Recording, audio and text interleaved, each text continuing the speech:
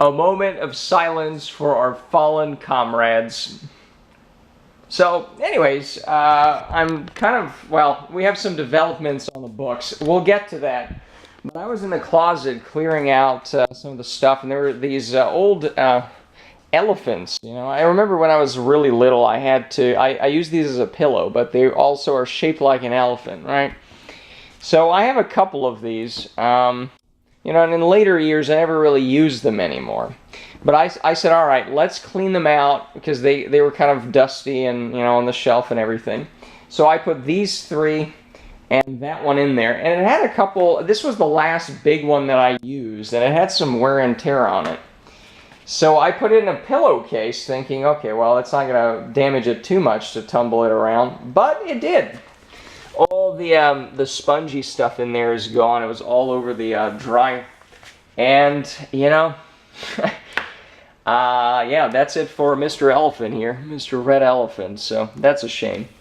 But I guess that solves that problem. You know, the big elephant is gone. And I was thinking, like, it'd be easier to get rid of stuff if there was, like, some ritualistic burning, you know? Like, here's all the old stuff and we burn it.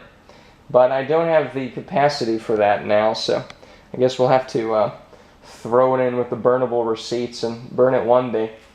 But the rest of the other three, I guess we can shove into the stuffed animal bag as well. This last one has some foot injuries, so I've been putting a clip there. But I haven't used these in years. You can kind of see it's probably, I don't know if you can see it, but it's a little on the dirty side of the thing. Yeah, it's pretty dusty, so I don't know what to do with this. I think I can figure out how to sew it back.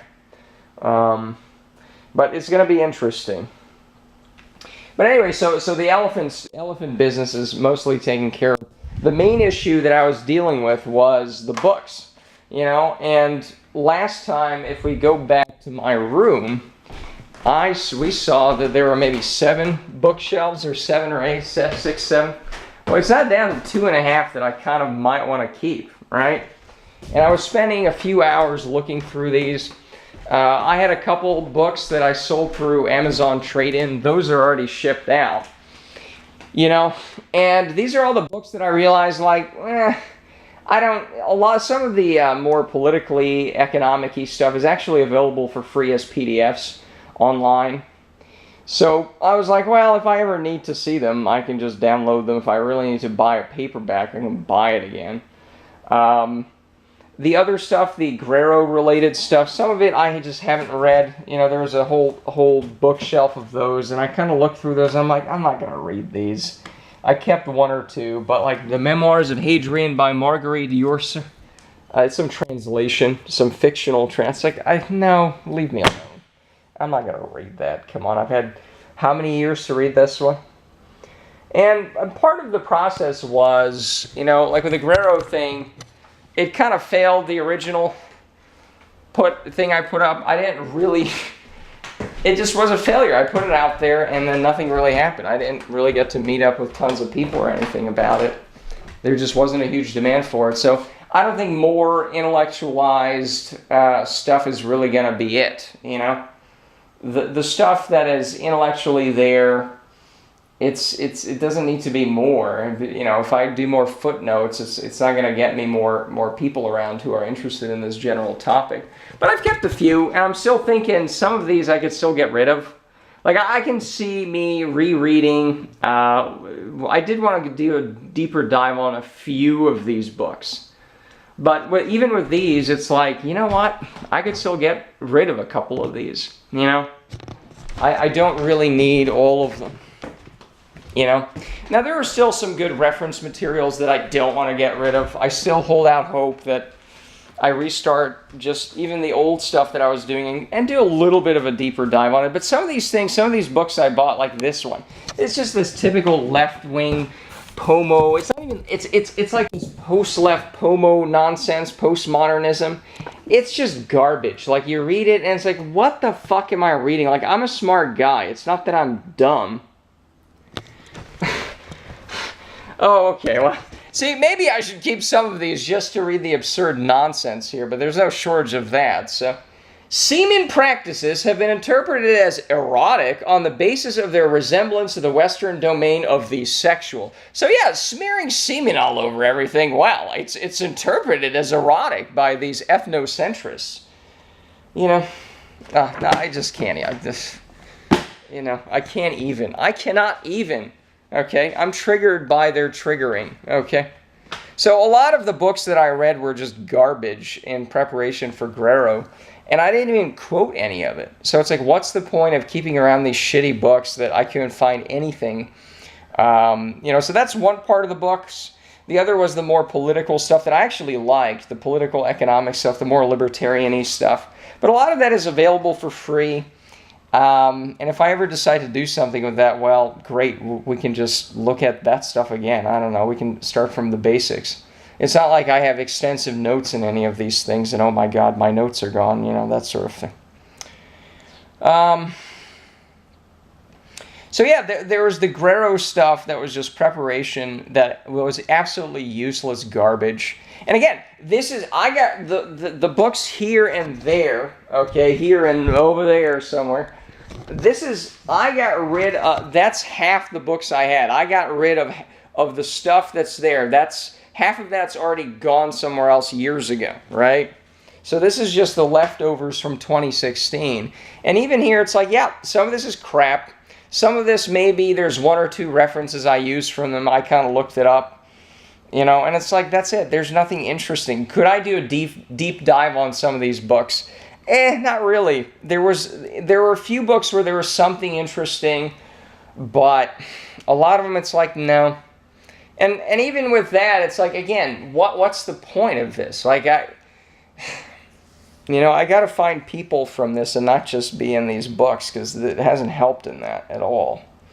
But anyway, so that's just the specifics of it. I've been thinking again. I'm actually going out to see houses tomorrow. I might actually record some of that. That might be interesting, even just for my own personal archives. And if something, we can clip something short together from that would be interesting.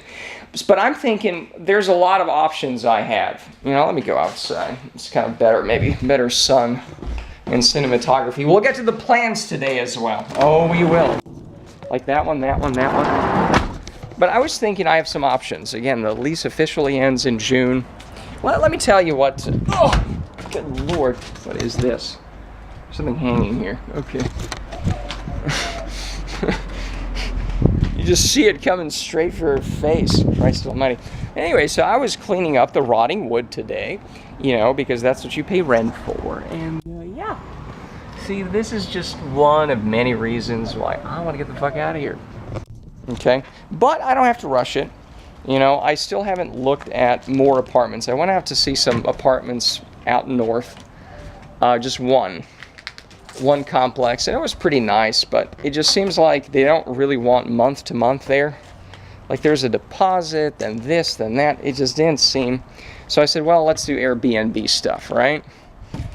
But the Airbnb stuff is, well, you can get kicked out of there pretty quickly if somebody else reserves it ahead of time or whatever. You might be moving a lot more than just once. It's not like you move to the apartment and then you buy a new house, and then you would have to be on the move maybe a little more often. And if I'm on the move a little more often, I need to get rid of even more stuff than I imagined. But can I pare everything down to where everything I need fits inside of this car right here? I measured out some of the boxes as well. I don't know if that's here, but there's plenty of stuff that fits in here. Okay? It's not that small. And I'm not taking any of the big bulky furniture. I'm not taking any massive tables. I was thinking if I move to the apartment, I can take a smaller tables, and apartments are generally unfurnished, so you might as well blah, blah, blah. With an Airbnb, you don't need even a table. It's already there, right? So the advantage there is then you're like, fuck it, I don't need that. But I also thought, well, there's a lot of these small little storage places, So, and I looked them up, they're like $30-40 a month tops for like 5x5 or even a 5x10. I don't have that much stuff, right? Even with the books getting rid of and all this, it's like I don't have that much stuff. So I'm actually looking forward to, like, oh, this is fun. You know, if I have stuff that doesn't really fit in the car, I can just drop it off into the storage place if I ever need it. Or when I finally buy a house, it's like, okay, we could just move it from there. And again, there's not that much stuff. So it's kind of freeing thinking about all this stuff and saying, okay, I could actually move around every couple of weeks, you know, in the same general area. That's kind of fun, you know. I don't have that much stuff. That's cool. You know, I'm actually looking forward to it. I don't have that dreaded anxiety of, I can't move, and I don't have that. I'm really looking forward to it as, okay, how do we solve this problem? Okay, we can only fit stuff into this one car. Okay, well, we can take some of the stuff to a storage unit, and then whatever fits in the one car, we can move place to place. Okay, this is great. This is great. So with that said, so I'm still deciding of the 2.5 rows of books, what I'm actually going to keep. You know, I'm going to go buy some boxes and see what my options are, because that's another thing. Because again, you buy these massive boxes, you can't put all the books in it, it's too heavy, but it's fun. Every day I do something a little extra, and we can have a nice, comfortable move. I can still stay here. You know, the lease ends, what, end of June? I don't want to stay here. I really don't. You know, but if I leave by the end of the month here, then I don't have to pay any more obscenely high rent here for, you know, what is this shit? What is this shit? Can someone tell me what this is? This is basically falling off here, you know? You know, so, but another thing that requires moving is my attachment to my plants. You see the potted stuff? As you can see, this is already a small self-watering thing. It has a little bottom thing over here. You see? So the water doesn't come out. Now this is a bit, I don't know what the name of these things are, but the point is this thing is actually flowering. The flowers are really pretty. They come out. It's a bit overgrown. I planted this from a much bigger one, but it's already grown this season so much. You can pare this down. This is a little, I do know the name of this. It's a tropical hibiscus. It's not the stuff you can keep outside, but I could probably put this big thing into a smaller one like that. So we have 3 of these. Okay, this one's a croton. Okay, I know the name of some of these. All right, this is a croton. We can probably shake some of the shit off of it. Probably it will survive if you put it into a smaller one. They don't need much. Because again, the crazy thing is I do have this cactus here. I bought this from Lowe's a few years ago. Can you believe this is my hand? I do have big hands, but look at this shit. This is the smallest amount of dirt you can imagine. And look at all this. And I've cut this back down.